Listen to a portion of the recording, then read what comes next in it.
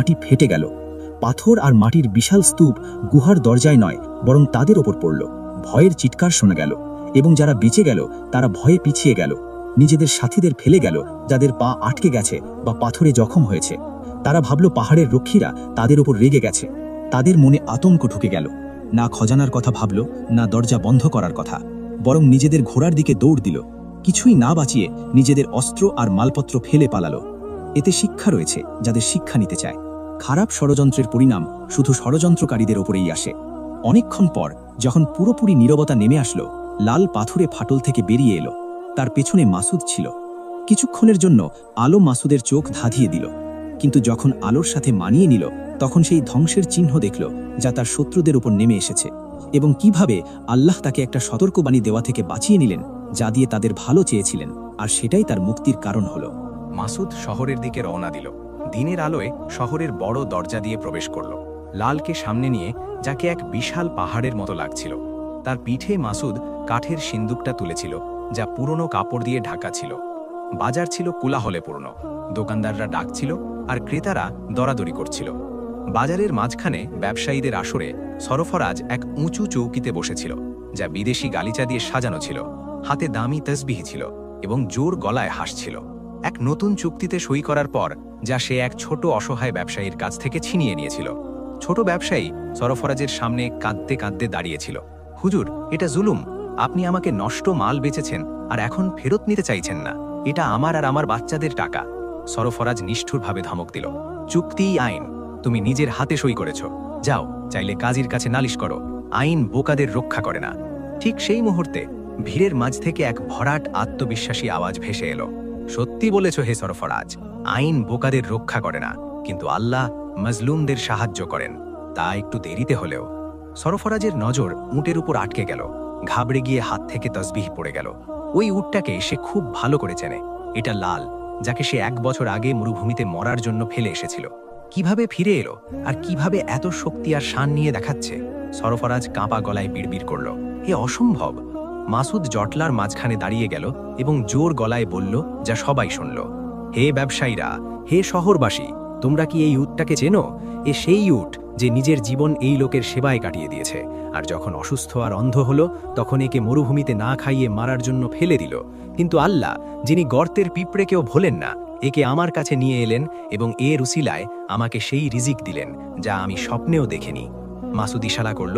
সিন্দুক উটের পিঠ থেকে নামানো হলো এবং সবার সামনে রাখা হলো। তারপর কাপড় সরালো এবং ভাঙা তালাটা পা দিয়ে লাথি মারল। সিন্দুক খুলে গেল এবং ভেতরের জিনিসপত্র দেখা গেল। লোকেরা সোনা দেখে বিস্ময়ে আ করে উঠল, কিন্তু মাসুদ সোনার পরোয়া করল না, বরং হাত বাড়িয়ে চামড়ার দলিলের বান্ডেল বের করল এবং উঁচিয়ে ধরল। মাসুদ বলল, তার চোখ সরফরাজের চোখের দিকে তীরের মতো বিঁধছিল, এই অন্ধ উট আমাকে শুধু সোনা পর্যন্ত নেয়নি, বরং তোমার দাফন করা বিবেক পর্যন্ত নিয়ে গেছে। হে সরফরাজ, এইগুলো সেই জমির দলিল যা তুমি এতিমদের কাছ থেকে চুরি করেছ। এইগুলো ঋণের জাল কাগজ যা তুমি ব্যবসায়ীদের নামে মিথ্যে বানিয়েছ। আর এগুলো ঘুষের চিঠি যা তুমি ডাকাতদের দিয়েছ, যাতে তোমার কাফেলা নিরাপদ থাকে আর অন্যদের কাফেলা লুট হয়ে যায়। সরফরাজের মুখ ফ্যাকাশে হয়ে গেল এবং সে নিজের লোকদের চিৎকার করে ডাকার চেষ্টা করল, ওকে ধরো, ও মিথ্যেবাদী, এই সিন্দুক আমার বাড়ি থেকে চুরি হয়েছে। কিন্তু বৃথা। ব্যবসায়ীদের মুরব্বী, একজন সম্মানিত ও বয়স্ক ব্যক্তি এগিয়ে এলেন এবং একটা দলিল তুলে পড়লেন। তারপর সরফরাজের দিকে ঘৃণার চোখে তাকিয়ে বললেন, এ তো তোমার হাতের লেখার শিলমোহর। হে সরফরাজ, আল্লাহ তোমাকে এক বোকা জানোয়ার আর এক ছাগলের হাতে অপমানিত করলেন। লোকেরা সরফরাজের চারপাশে জমা হতে লাগলো এবং রাগের আওয়াজ বাড়তে লাগলো, চোর, জালেম। সরফরাজের লোকেরা লজ্জা আর জনগণের রাগের ভয়ে পিছিয়ে গেল। সরফরাজ একা, অপমানিত, পরাজিত হয়ে দাঁড়িয়ে রইল। ওদিকে মাসুদ তার অন্ধ উটের ঘাড়ে হাত বুলাচ্ছিল, যাকে সেই মুহূর্তে এমন লাগছিল যেন দৃশ্যটা সে মনের চোখ দিয়ে দেখছে। মাথা উঁচু, বিজয়ীর বেশে। বেশি সময় গেল না, শহরের শাসনকর্তার রক্ষীরা এলো, তাদের সর্দারের নেতৃত্বে, যে অনেক দিন ধরে সরফরাজের বিরুদ্ধে অকাট্য প্রমাণ খুঁজছিল। মাসুদের হাত থেকে দলিলগুলো নিল এবং দেখেই নিজের লোকদের ইশারা করল। লোভী ব্যবসায়ীকে গ্রেপ্তার করা হলো এবং বাজারের মাঝখান দিয়ে টেনে হিঁচড়ে নিয়ে যাওয়া হলো, হাতে পায়ে শিকল, ব্যর্থতা আর অপমানের ছায়া মারিয়ে। মানুষের দৃষ্টি খোঁচা আর ঘৃণার সাথে তার পিছু নিল। সরফরাজ শেষবারের মতো তার পুরনো উটটাকে দেখল, যেন তাতে নিজের অতীতের ভূত দেখছে যে তার ওপর প্রতিশোধ নিতে এসেছে। কিন্তু উট চুপচাপ দাঁড়িয়েছিল, না তার মালিককে দেখছিল, না তার পরোয়া করছিল। তাদের মাঝখানের ভালোবাসার সুতো সেই মুহূর্তেই ছিঁড়ে গিয়েছিল যখন সে তাকে নেকড়েদের জন্য ফেলে দিয়েছিল। পরের দিনগুলোতে সেই সব ব্যবসায়ীরা আসতে লাগলো যারা মাসুদের সততার কারণে নিজেদের লুণ্ঠিত অধিকার ফিরে পেয়েছিল। তারা তাকে উদারভাবে পুরস্কার দিল এবং তার সাহসিকতা আর সততার কদর করে নিজেদের ব্যবসায় তাকে অংশীদার করল। এক রাত আর একদিনের ব্যবধানে গরিব পাখাল এক সচ্ছল মানুষে পরিণত হল, যে সম্পদ আর সম্মানের মালিক। কিন্তু দৌলত মাসুদের আসল স্বভাব বদলাতে পারল না। না উঁচু প্রাসাদ বানালো, না রেশম আর দামি পোশাক পরল, বরং একটা বড় সাধারণ বাড়ি কিনল এবং নিজের ছাগলের পাল বড় করল। আর নিজের টাকা দিয়ে সবচেয়ে প্রথম যে কাজটা করল সেটা হলো বাজারের মাঝখানে একটা বড় পানির জায়গা বানালো এবং তার সাথে পশু পাখিদের জন্য একটা বড় চৌবাচ্চা। তার উপর লিখিয়ে দিল আল্লাহ তাআলার জন্য ওয়াকাফ, যাতে সাদকায়ে জারিয়া হয়, যা প্রত্যেক তৃষ্ণার্ত প্রাণের পিপাসা মেটায়। সেই এক ফোঁটা পানির স্মরণে যা সে তার উটকে পান করিয়েছিল এবং যা তাদের দুজনের মুক্তির কারণ হয়েছিল। মাসুদ দীর্ঘ বছর একজন সৎ ব্যবসায়ী হিসেবে কাটালো।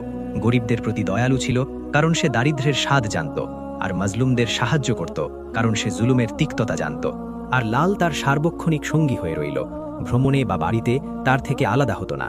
মাসুদ কখনো তাকে মাল টানার কাজে ব্যবহার করেনি, বরং সম্মান দিত আর খেয়াল রাখত। সেরা খাবার খাওয়াতো এবং নিজের হাতে ধুলো পরিষ্কার করত। সেই সফরের শেষে দীর্ঘ বছর পর মাসুদ বসেছিল, মাথা সাদা চুলে ভরা, এক প্রশান্ত দিনের সূর্যাস্তের সময় নিজের বাড়ির দরজার সামনে। তার পাশে বুড়ো হুঁট শান্তিতে বসেছিল। বার্ধক্য তাকে গ্রাস করেছে আর শরীর বুড়িয়ে গেছে, কিন্তু সে সেই নিরাপত্তা পেয়েছিল যা যৌবনের শক্তিতেও পায়নি। মাসুদ তার কাঁপা হাত বাড়ালো এবং ভালোবাসার সাথে তার মাথায় হাত বুলালো, হাসল এবং চোখে জল ভরে এলো। ফিসফিস করে বলল, সুবহানাল্লাহ, যিনি তোমাকে আমার জন্য বশ করেছেন এবং আমাকে তোমার জন্য। ওরা ভেবেছিল তুমি অন্ধ, কোনো কাজের নও, অথচ তুমিই ছিলে অন্তর্দৃষ্টি সম্পন্ন, যে আমাকে আলোর পথ দেখিয়েছ। আর ওরা ভেবেছিল আমি গরিব, কিছুই নেই আমার, অথচ তুমিই ছিলে আমার সেই খাজানা যা কখনো শেষ হয় না। উট তার মাথা মাসুদের হাঁটুর উপর রাখল এবং চোখের পাতা বন্ধ করে নিল, যেন নীরবে হাসছে। এখানে শেষ সূর্যের রশ্মি দিগন্তে হারিয়ে যাওয়ার সাথে সময়ের সেই জ্ঞান গুমড়ে ওঠে, যা এই দুই সঙ্গী লিখেছিল। চোখ পথ হারাতে পারে আর সত্য থেকে অন্ধ হতে পারে, কিন্তু বিশ্বাসী হৃদয় কখনো পথ ভলে না। আর প্রকৃত পরিদ্র পকেটের শূন্যতা নয়, বরং বিবেকের পরিদ্র আর দয়ার মৃত্যু। যে ঊষর জমিতে নেকির বীজ বনে, আল্লাহ তার জন্য সেখান থেকে বৃষ্টি পাঠান যেখান থেকে সে আশাই করে না। প্রিয় বন্ধুরা, আশা করি আজকের এই ভিডিওটি আপনাদের ভালো লেগেছে। যদি ভিডিওটি ভালো লাগে তবে কমেন্টে জানান আপনারা ভিডিওটি কোথা থেকে দেখছেন।